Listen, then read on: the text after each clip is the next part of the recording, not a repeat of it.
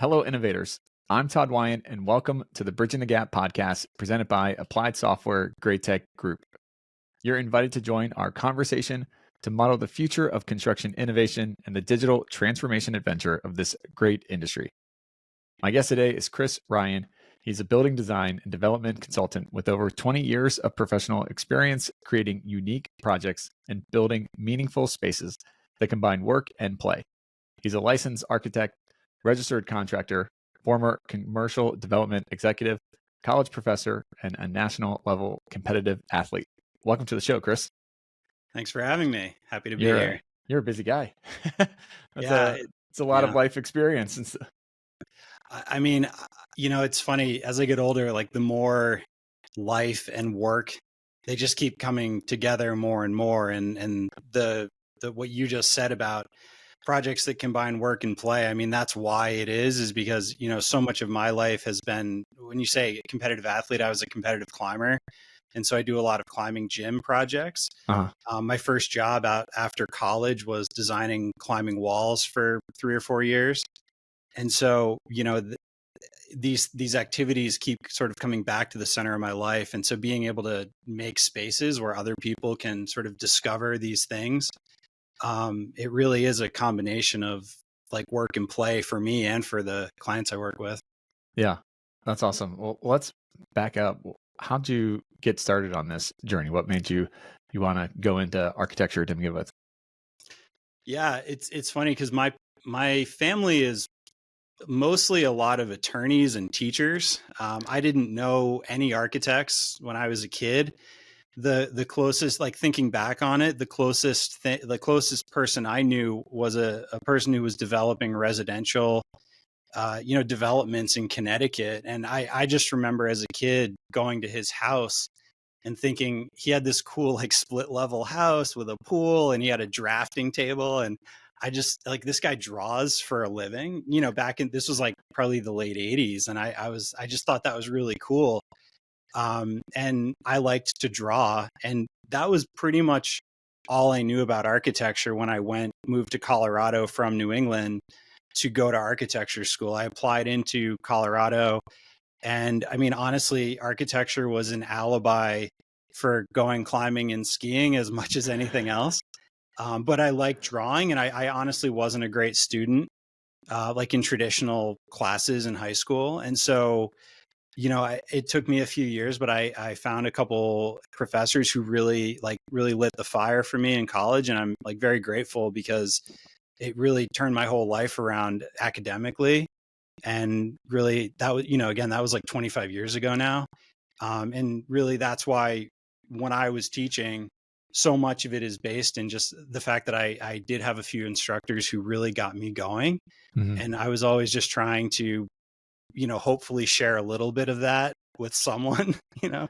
Yeah. Um, but yeah, so that's really how I got into it, back in the, I guess, late 90s. And there's a lot more since then, but that's really where it started. Yeah. I love that. And the impact of a great teacher as well, too, to help inspire. I mean, I Yeah. think we all have some teacher that we can point back to that kind of set the tone, whether positive or negative, hopefully positive, but I mean, absolutely. I definitely have both. And I mean, unfortunately it's a fairly small list, that really stand out to me all these years later.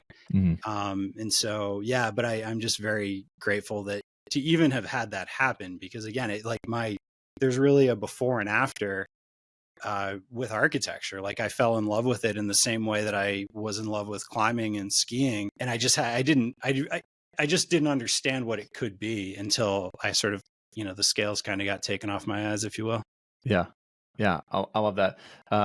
How can we leverage those kind of really good experiences of the good professors uh, to help encourage and bring more people into the industry, or even make people aware of construction and the possibilities that maybe they don't know? Yeah. You know, I I feel like in my experience, what I've seen is that I think a lot of people, whether they're students or professionals I've known, get into architecture and construction for the right reasons. They love it. They want to draw, they want to make buildings, they like to make stuff, whatever. but the industry can be really tough. And, you know, the hours or the pay or like whatever version of it is that really, I mean, if you ask a lot of architects, like, should I be an architect? Mhm.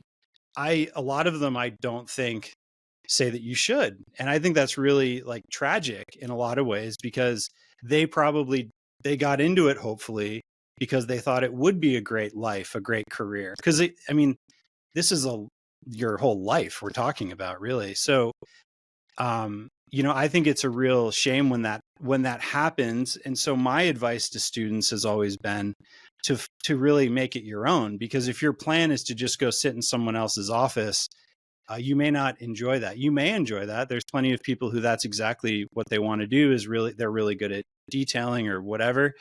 And they enjoy that aspect, and that's perfectly fine. But, you know, some of us like to be on site more. Some of us like to be in the office more. Some of us like to draw. Some of us like to talk and figure out, sort of like negotiate and whatever it is. And so I think that there's so many ways that you can be involved in the industry, generally speaking, Mhm. from development and economics to architecture and construction, that, you know, in architecture education, you can really slot in so many different ways, that like figuring out where you want to be, I think, is a good way to hopefully end up in a better situation where you're actually like an advocate for joining the industry, or you're really like invigorated by the work we do. Cause I mean, we get to make these amazing places. Um, and that's really exciting. So it's a shame if that's sort of not the feeling, I think. Yeah. Yeah, absolutely. How did you make it your own and find kind of your niche and what kind of sparked your passion? Yeah. You know, when I said my first job at the end of college and then right after college was designing climbing walls, and the company, that was a company in Boulder, Colorado, and we built them all over the country. But we had a shop in the office, so we were design build. I did a lot of the, you know, modeling. Like this was like early SolidWorks, so it was like pretty advanced, relatively speaking. But we were doing, there was a real connection between the design and the manufacturing, even just across the room Mhm. practically. And so I learned a lot about, like, I really like that direct feedback loop of really working quickly with the builders, like really sort of intently. And when I left that job to go back to graduate school, um, you know, I went into a more traditional architecture sort of track, I guess. I, you know, did a bunch of internships over summers and winters, and my first job after college was really at more of like a boutique studio kind of situation. Mhm. And I did that for about a year, and then pretty quickly went to design build for prefabricated housing. And we had a shop a couple hours from the office. And I've always been very interested in the combination, the way we used technology directly with manufacturing. And so sort of solving the end-to-end problem, from the Mhm. salespeople who were selling the houses to the people building it. You know, my title at the time was like a product manager, I think it was. So it was a real product we were making. We were getting patents for like folding steel buildings. You know, Mhm. there was so much more than just, do we like it? Or like, I've always been much more interested in the, like, some of the more practical aspects of how can we make something amazing, but also practically it can still fit on a truck, or Right. it can still get built in 2 days, or like whatever. I like that. I've found that sort of way of looking at it, I'm much more interested in than like pushing things around or arguing too much over colors. Like I've been using the analogy of, I feel like I'm more of an orthopedic surgeon with buildings, like kind of trying to put the things in the right place, you know? Yeah. And so design build, I found that to work really well. And then very quickly, I got into development. And that was really because working on projects and going to commercial real estate conventions, you know, I would just see very quickly how there were almost no architects there. It was all, you know, brokers and owners and people and landlords or whoever, um, shaping buildings based on economics or zoning or whatever, and then sort of giving that to architects. And so I wanted to get involved earlier. And that's how I got into development, because again, it was such a direct connection with what we were building. but using all these different aspects. So the finances and the zoning or in the architecture, of course, as this tool to get there. Mm-hmm. But I guess I've always been interested in my version of it, I guess, to answer your question, is sort of taking different aspects and putting them together. The architecture to me has always just been one aspect of it. I got my license because I wanted to sort of finish that, but I'm usually working with other architects in a lot of ways. Yeah. So it's a great segue because your background, you've been able to work with a lot of different stakeholders throughout the construction ecosystem and see the different perspectives. What maybe is some of the surprising differences in the perspectives, and then how can you really reconcile all the different perspectives to achieve a successful project outcome? You know, I don't know if it's an age thing or what, but I do feel like so much of it is the basics.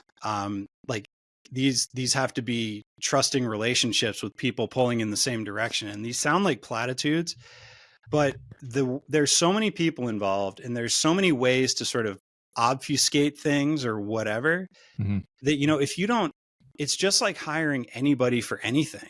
Like they have to be the right people.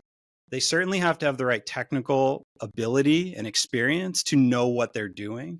But assuming that that's the bar that we all have to clear, like the building can't leak, like that's a basic bar. Like beyond that, like it's a team sport, and so I find I'm always working with other architects on projects and they may not always be used to that, but I'm always just trying to, position myself as a real specialist who is helping owners just make projects happen and get the most out of their projects and the most out of their budget and, actually build them, not just like dream of them. And so much of it is just getting the right team together and, people with the right attitude, the right experience, and people that you can trust enough that, when issues come up, because they always do, that you're not just getting slammed with change orders or stuff that just doesn't make sense, Mm-hmm. And it's like, because that can just grind projects and it confuses everybody and owners get, you don't want to get 6-figure change orders that can't be really explained, And so the projects that I've had that go well are usually with contractors who want to sort of help solve problems, and people who like getting more people engaged earlier in processes so that we can have a real conversation and like build budgets together and not just give someone a stack of stuff. Mm-hmm. And so I've worked with contractors and architects in like a true design build, but very rarely is that actually the case. It's usually, I look at it as almost like a hybrid or a pseudo design build where we may have a separate architect and contractor, but trying to get them in early enough and with the people with the right attitude that we're getting the same benefit of like a design build process, even if it's not necessarily like technically being executed that way. Mm-hmm. And I think that has a lot to do with all that work I did in design build practices, whether it was housing or climbing, because it was like, if there's a problem, you're going to know about it real quick. Right. And there wasn't a lot of filtering between, and that can be good and bad, but I think largely that's a good thing. Yeah. How do you then, let's say you got the right people on the bus, they're in the right seat. How do you foster the collaborative environment to make it this little hub of innovation and being willing to try things out and have that open communication between all the different stakeholders? Yeah.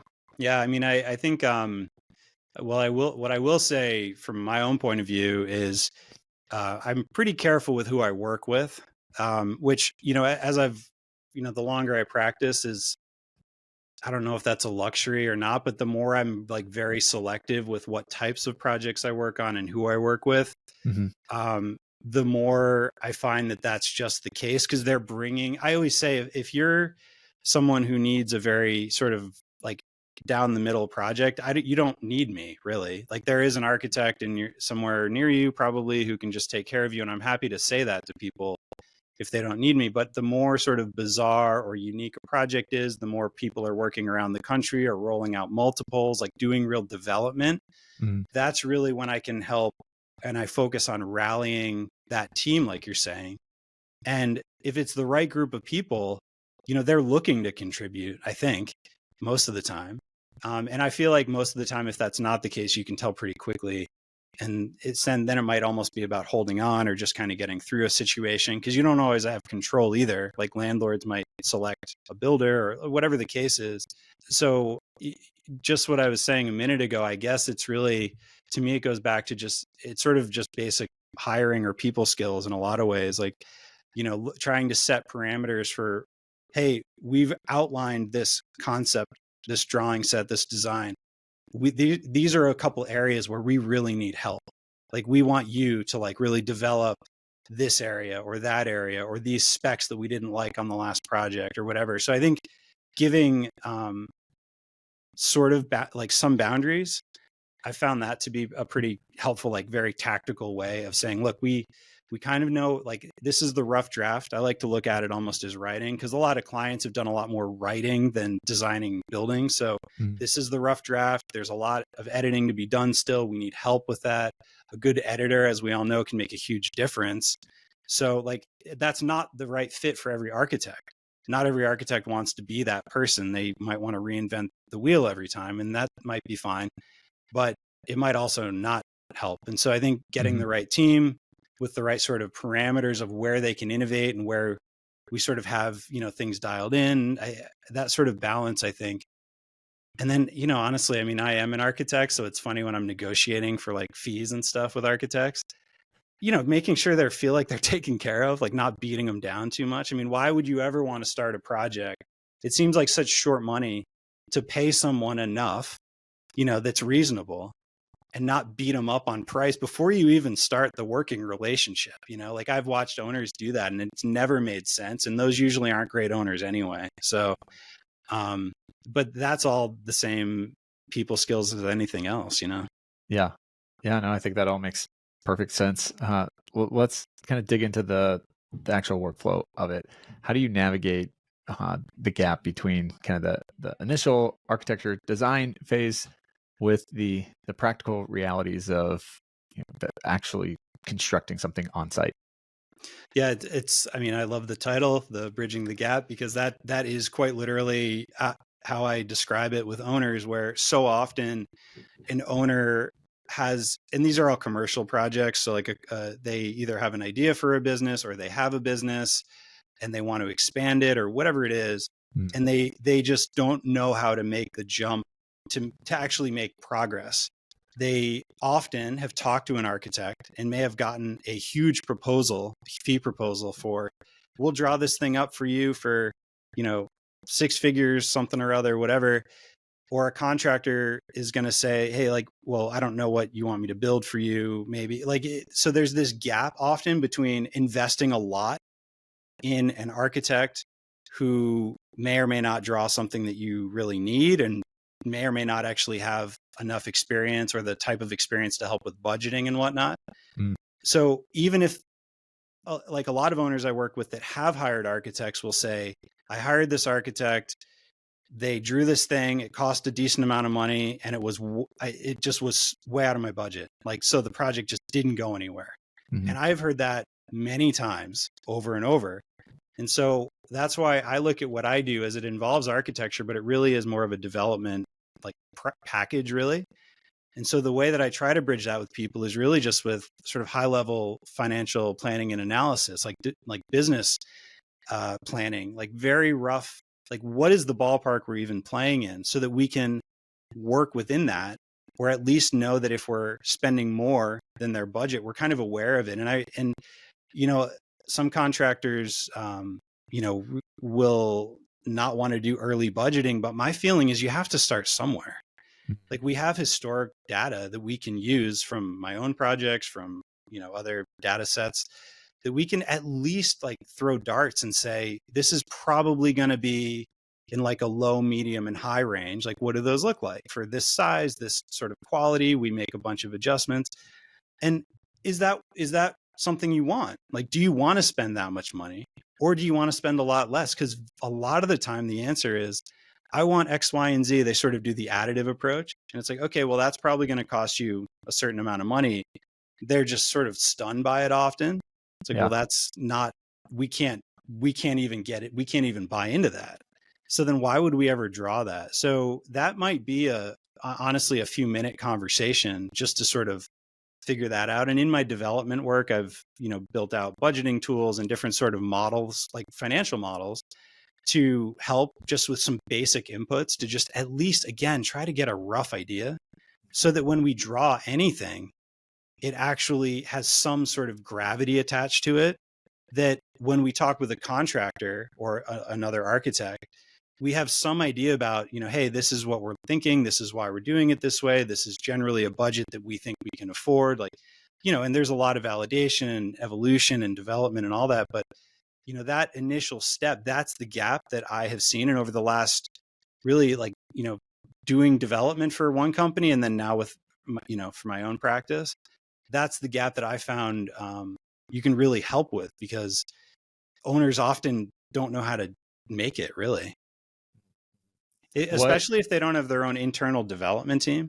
Like if you're some company rolling out businesses around the country, you have a whole team of, like, I ran one of these teams, but if you're a smaller company or just starting or whatever, you might not have that. And so it's really more of almost a fractional development role that I play for a lot of people, more than like the architect, because I also like to say, I think construction is still very local.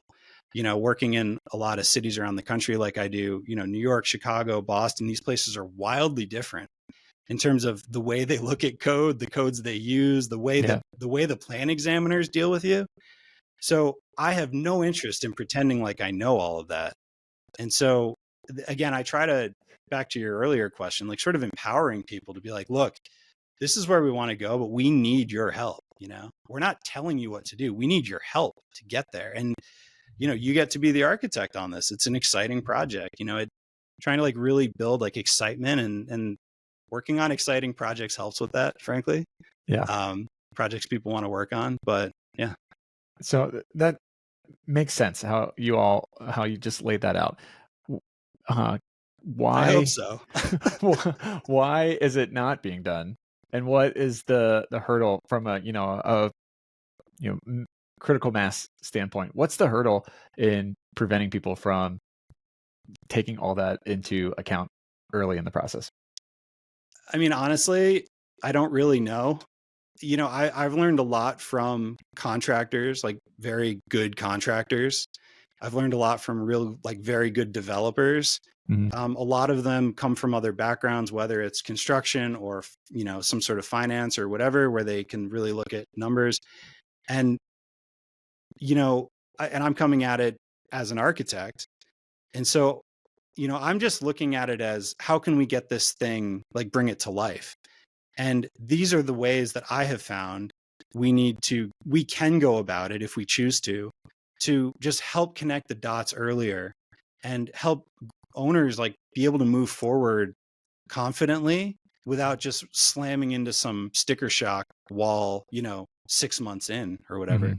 So to answer your question about why not, I mean, again, I guess this goes back to the sort of making it your own thing, because this is the way I found that it works well. But again, I don't think it's reinventing anything, because development teams work this way all the time. It might just be 2, 3, or 4 people, sort of working together. Whereas I'm doing a bit more of almost a lean model where I'm touching on all these different things early. And then each of them needs a deep dive at some point when we're ready. This wasn't the way I was trained in architecture school, to your point, like at all. But in practice, like doing development, working with developers, learning from really good developers and builders, these are the things that I've tried to pluck from them to package to move projects forward. Yeah. So you said an interesting line in that answer of when we're ready to do the deep dive. Yeah. How do you get that pacing right on a project? It's funny. I just was talking to someone about the last thing I feel like the last thing I want to do is draw something that is the wrong thing to have drawn. Yeah.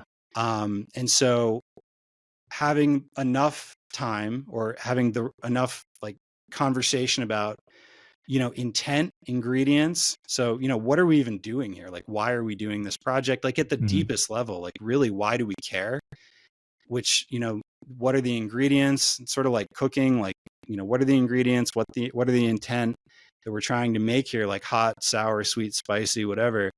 And then like, how much can we afford to spend to do that? It's, if we don't really, to me, if we don't understand that, I don't really know what to draw. I mean, I can just draw stuff, but like my goal Right, but is it's to not help. helpful. Well, if you, and maybe part of the answer is, I mean, when I was in grad school in particular, I mean, there were people who were just so talented. Like they were artists and created amazing things and beautiful things and were so smart.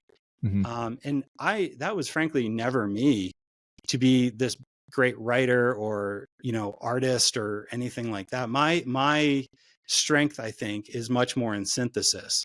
And it's really about putting pieces together.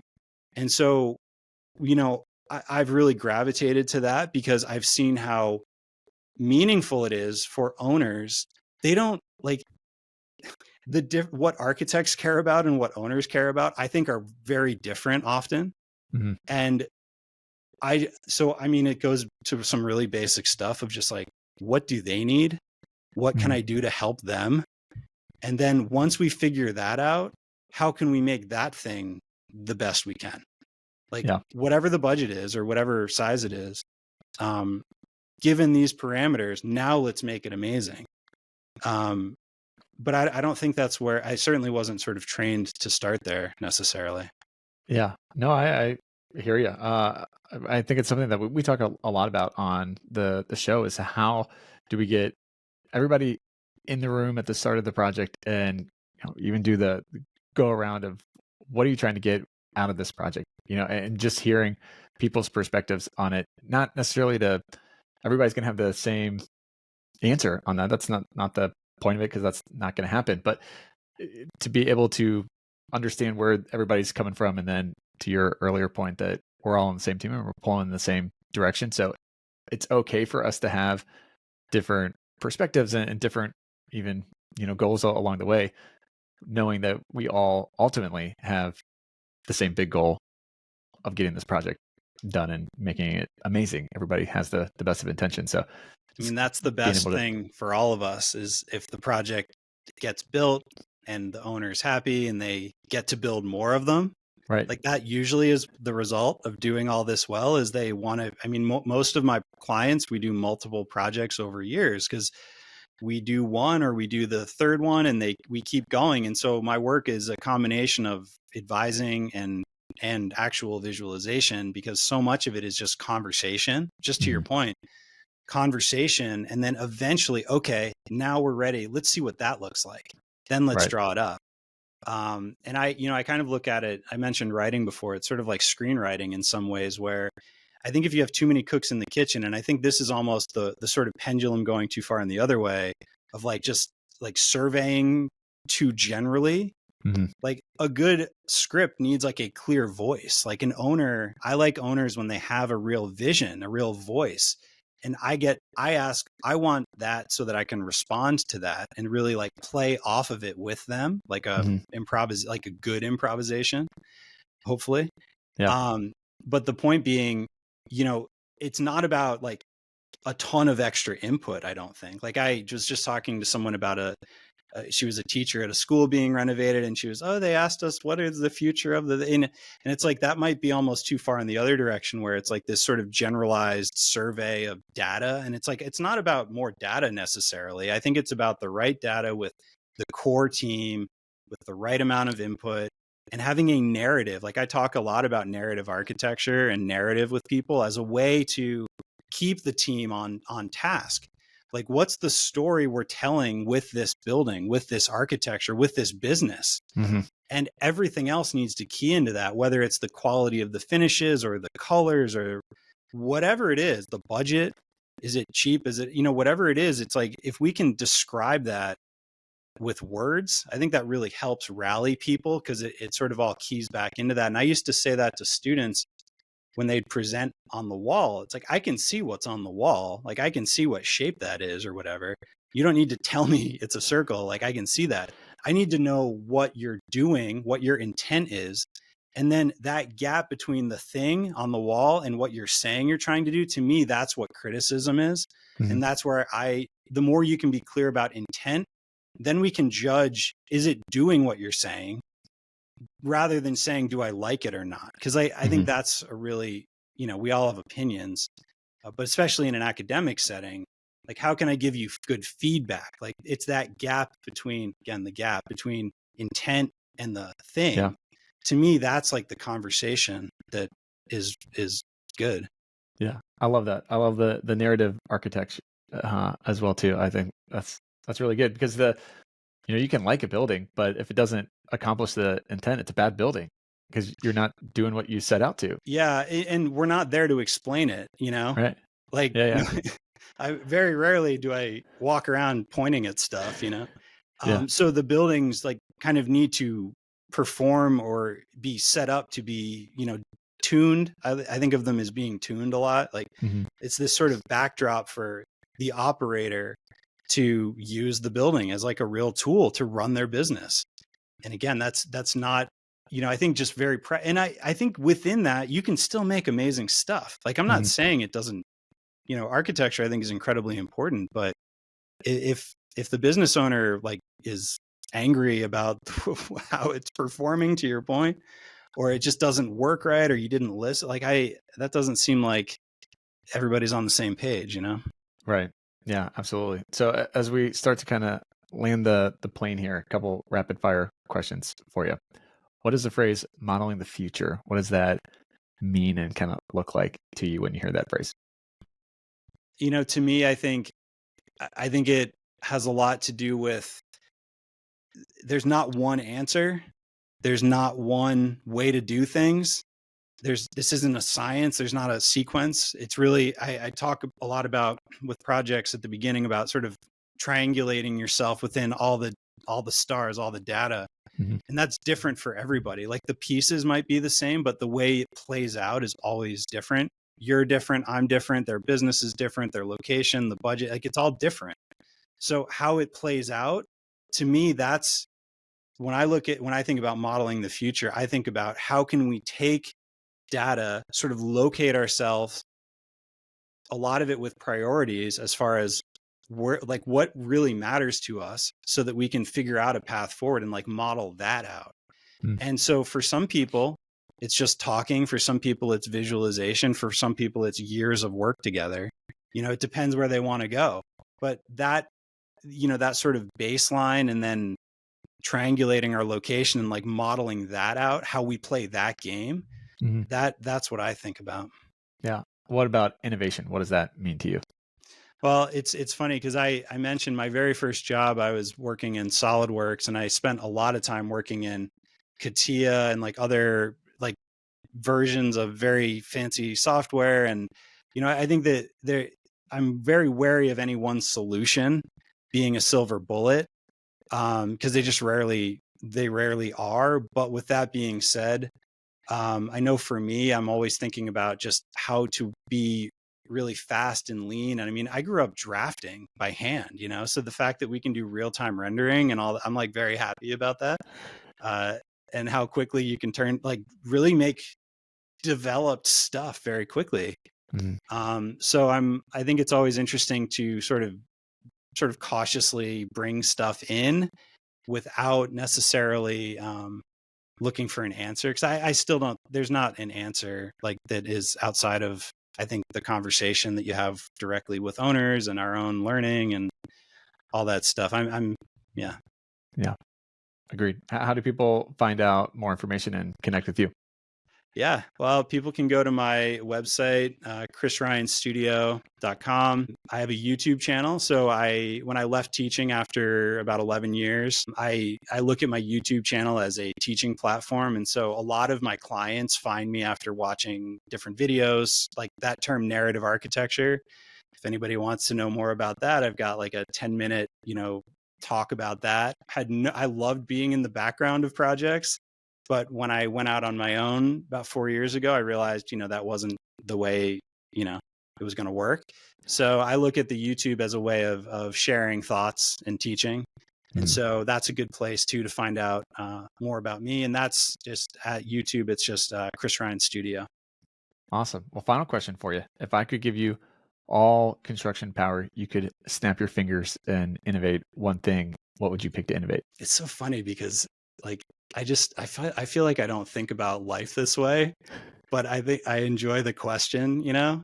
And again, I think that says a lot about the way I work. Like I'm an optimistic realist or whatever combination of that you want to say. But Yeah. in terms of like, I was going to say, like just trust, but in reality, what I also have seen is that when there are problems, very rarely is somebody trying to be malevolent and like they're not like out to get you most of the Right. time. It's like like they're having trouble somewhere else, or they might have gotten a ticket on, like it's usually not like an issue that there's just a bunch of bad characters. I mean that happens, but being able to like really have teams where you're like just working together and like with that sort of trust baseline.